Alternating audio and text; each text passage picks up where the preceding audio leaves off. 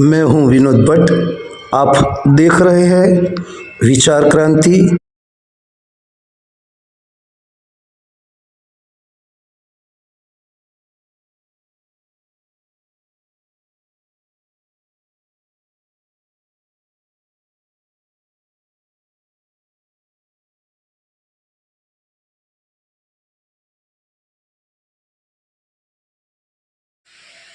आत्मीय परिजन भाई बहनों, हमारे प्राणों की रक्षा करने वाली, हमारे कष्ट कठिनाइयों को दूर करने वाली, सुख शांति प्रदान करने वाली, पापनाशिनी वेद माता, देव माता, विश्व माता माँ गायत्री, जिसे ऋषि मुनियों ने, अवतारी चेतनाओं ने कामधेनु, कल्पवृक्ष, पारस करके संबोधित किया और कहा कि इनकी शरण में जो भी व्यक्ति जाता है वो धन्य हो जाता है। इन पर माँ गायत्री की, गुरु की और सविता देवता की कृपा अवश्य प्राप्त होती है और वो अपने लक्ष्य की ओर आगे बढ़ता ही चला जाता है, बढ़ता ही चला जाता है, लक्ष्य को प्राप्त कर ही रहता है। और भाइयों बहनों, आइए इसी भाव के साथ गायत्री मंत्र एक साथ एक स्वर में। ओम भूर्भुवः स्वः तत्सवितुर्वरेण्यं भर्गो देवस्य धीमहि धियो यो नः प्रचोदयात्। परम पूज्य गुरुदेव वंदनीय माता जी की सूक्ष्म एवं कारण उपस्थिति में आज हम नवयुग का संविधान, जो हमारा युग निर्माण सत्संकल्प है, उनमें आज हम चर्चा करेंगे उन सत्संकल्प की जो हमें हमारे जीवन में, सामाजिक क्षेत्र में, राजकीय क्षेत्र में, धार्मिक क्षेत्र में, सांस्कृतिक क्षेत्र में और अन्य क्षेत्र में हमारी प्रतिभा को विकसित करता है और समाज को श्रेष्ठ, राष्ट्र को सशक्त, समृद्ध और भारत को महाभारत, विश्व सम्राट, विश्व गुरु बनाने में महत्वपूर्ण भूमिका निभाता है।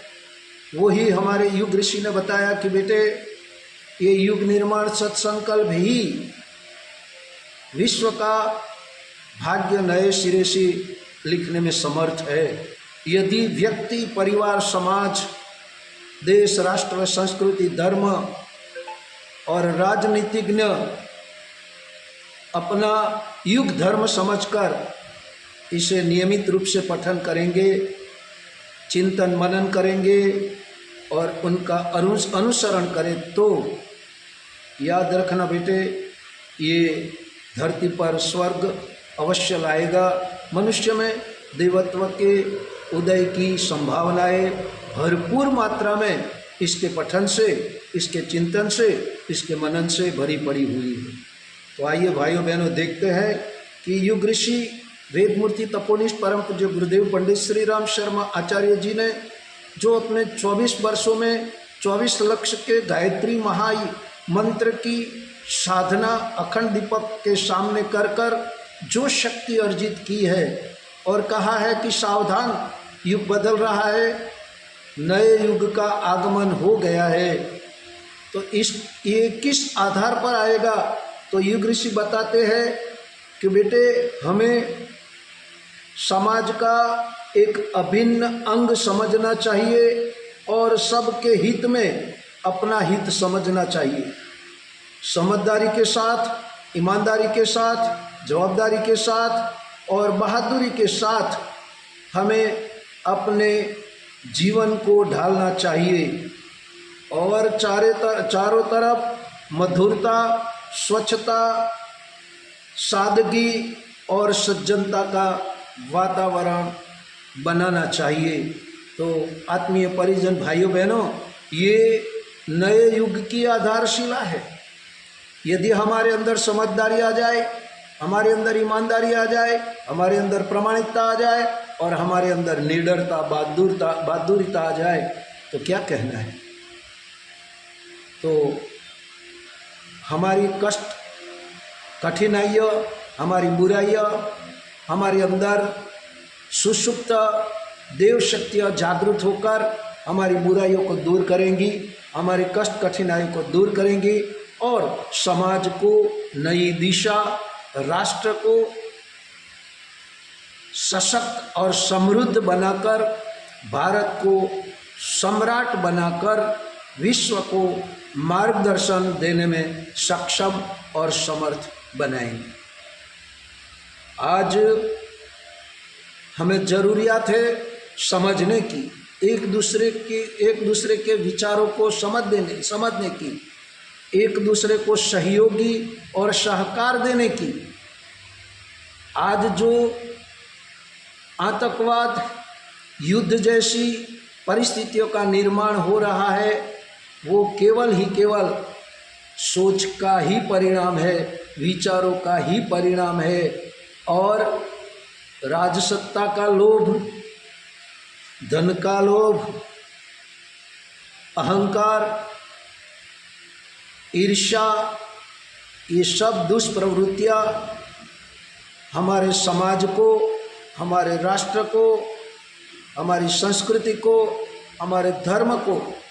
खोखला बना रही है। तो इनके सामने हमें मोर्चा खोलना पड़ेगा और ये मोर्चा ताकत से नहीं, ये मोर्चा बंदूक से नहीं, ये मोर्चा तोपों से नहीं,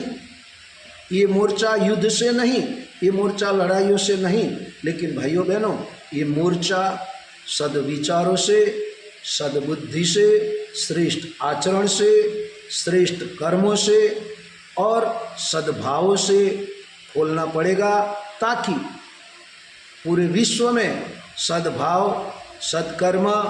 और सहकारिता का माहौल बने और सबको एक बनने में, नेक बनने में कोई कष्ट कठिनाई न हो और पूरा विश्व एक बने, नेक बने और विश्व में सतयुगी वातावरण का निर्माण हो। इस भाव के साथ भाइयों बहनों, हमें भी हमारे परिवार में, समाज में ये युग निर्माण सत्संकल्प व्यापक स्तर पर पहुंचाना चाहिए और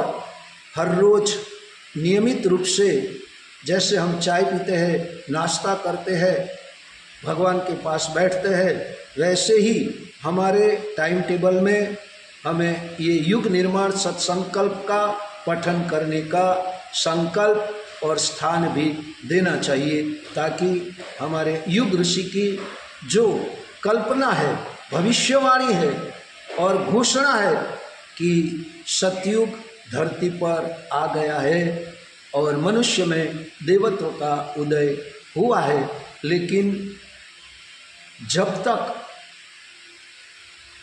इंसान की सोच नहीं बदलेगी, इंसान के विचारों नहीं बदलेंगे, तब तक ये शक्य नहीं है। और ये शक्य तब है जब अच्छा विचारों का प्रचार प्रसार होगा, अच्छी पुस्तकों का प्रचार प्रसार होगा और ज्ञान का प्रचार प्रसार होगा, तभी तो ये संभव है। और इसीलिए आत्मीय परिजन भाई बहनों, ये युग निर्माण सत्संकल्प का एक कथन ये हमारे लिए गीता के 18 अध्यायों का ये सार है और हमारे लिए ये जीवन जीने की श्रेष्ठ कला है। यदि आपको ये वीडियो अच्छा लगे तो आप हमारे वीडियो को लाइक करें, शेयर करें, सब्सक्राइब करें, फॉलो करके आपके मित्र मंडल में पहुंचाए, ताकि ये अच्छे विचारों की, अच्छे ज्ञान की, ये नवयुग की ज्ञान गंगा जो युग निर्माण सत्संकल्प के माध्यम से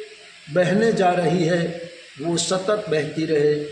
बहती रहे और इनमें डुबकी लगाकर समस्त मानव जाति अपने को धन्य बनाए, अपने विचार को बदले, अपनी सोच को बदले और अपने लक्ष्य की ओर आगे बढ़े और समाज को, राष्ट्र को श्रेष्ठ बनाए। इसी भाव के साथ भारत माता की जय।